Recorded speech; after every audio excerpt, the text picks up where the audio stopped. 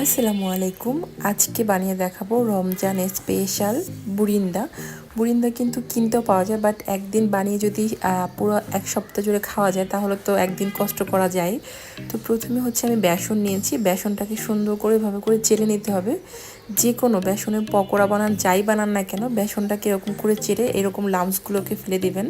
তারপর হচ্ছে নর্মাল যে পানি, সেই পানি দিয়ে একটা সুন্দর সফট ডো তৈরি করে নেব।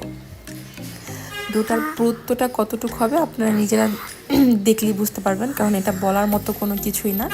তো দেখতে পাচ্ছেন আমি কিন্তু একবারে পানি দিচ্ছি না, অল্প অল্প পানি দিয়ে সুন্দর করে একটা আস্তে আস্তে একটু সময় নিয়ে তারপর ব্যাটার তৈরি করে নিচ্ছি। আর এই বুরিন্দাগুলো ফোলানোর জন্য একটু বেশি করে এরকম করে নাড়ানাড়ি করতে হবে। কিছুক্ষণ যদি এরকম হাত দিয়েও করতে পারেন আপনারা চাইলে। তো দেখতে পাচ্ছেন থিকনেসটা কীরকম হয়েছে, এরকম একটা থিকনেস করে নেবেন।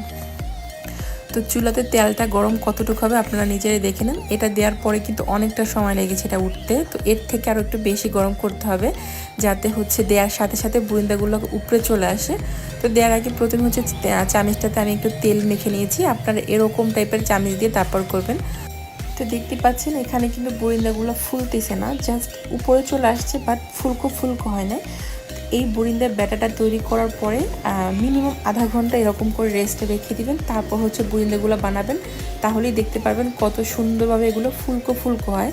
আর বুরিন্দা যদি না ফুলে তাহলে কিন্তু রসে টইটুম্বুর হবে না এবং খেতেও অত বেশি ইয়ামি লাগবে না, দোকানের থেকেও ভালো হবে যদি আপনারা এই টিপসটা ফলো করেন।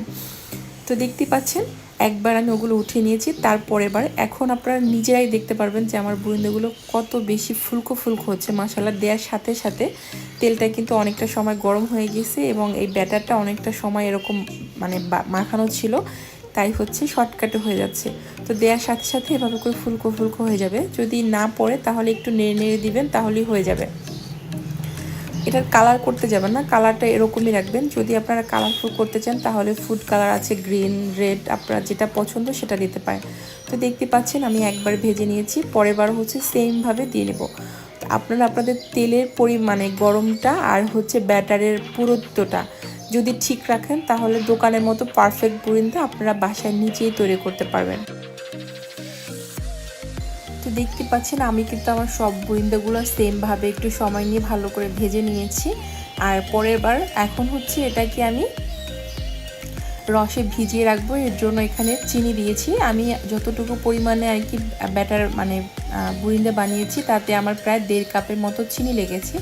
আপনারা আপনাদের যতটুকু আর কি বুরিন্দা নেবেন ততটুকু পরিমাণ মেপে মেপে দিবেন। তারপর হচ্ছে আমি পুরো 1 কাপ, তার থেকে একটু সামান্য বেশি একটু পানি দিয়েছি। দেওয়ার পরে হচ্ছে এটাকে এই যে শিরাটা দিবেন, এই শিরাটা যাতে একদম বেশি ঘন না হয়, বেশি পাতলাও না হয়, এটা মাথায় রাখবেন। তো আমি এখানে কিছুটা পরিমাণে ঘি দিলাম।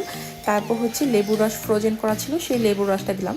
ঘি দেওয়ার কারণে হচ্ছে একটা সুন্দর ঘিয়ের একটা ঘ্রাণ আসে, এটা ভালো লাগবে খেতের জন্য। আপনারা চাইলে এটা মানে স্কিপ করতে পারেন, বা আপনারা এখানে কেওড়া জল বা গোলাপ জল এটা ব্যবহার করতে পারেন, আপনাদের যেরকম মানে ফ্লেভার পছন্দ সেরকম আর কি। আর এই হচ্ছে সেই বুরিন্দাগুলো। তো পানিটা ফুটে ওঠার পর চুলাটার সাথে সাথে বন্ধ করে গরম ডোয়ের মানে পানির ভিতরে হচ্ছে আমি সেই বুরিন্দাগুলোকে দিয়ে দেবো।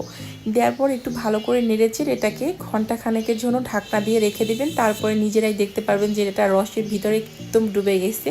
আর এখন কিন্তু অনেকটা পানি পানি মনে হবে, এখানে ভয় পাওয়ার কিছু নেই, কারণ বুরিন্দাগুলো একদম পানি মানে পুরো রসটা খেয়ে ফেলবে। তো 1 ঘন্টা পরে ফিরে আসছি। মাশাআল্লাহ, 1 ঘন্টা পরে আপনারা নিজেরাই দেখেন যে কোনো প্রকার পানি কিন্তু নাই, পুরোটা খেয়ে নিয়েছি আর একদম ফুলকো ফুলকো হয়েছে। এটা যদি আপনারা ফুড কালার দিয়ে কালারফুল করতেন তাহলে কিন্তু সেম দোকানের মতো একটু লাল একটু হলুদ এরকম কালার হতো, দেখতে সুন্দর লাগতো। বাট আমি ফুড কালারটা স্কিপ করেছি, এটা আপনাদের পছন্দ মতো দিতে পারেন। তো আমার ভিডিওটা কেমন লাগলো অবশ্যই কমেন্ট করে জানাবেন। ধন্যবাদ সবাইকে।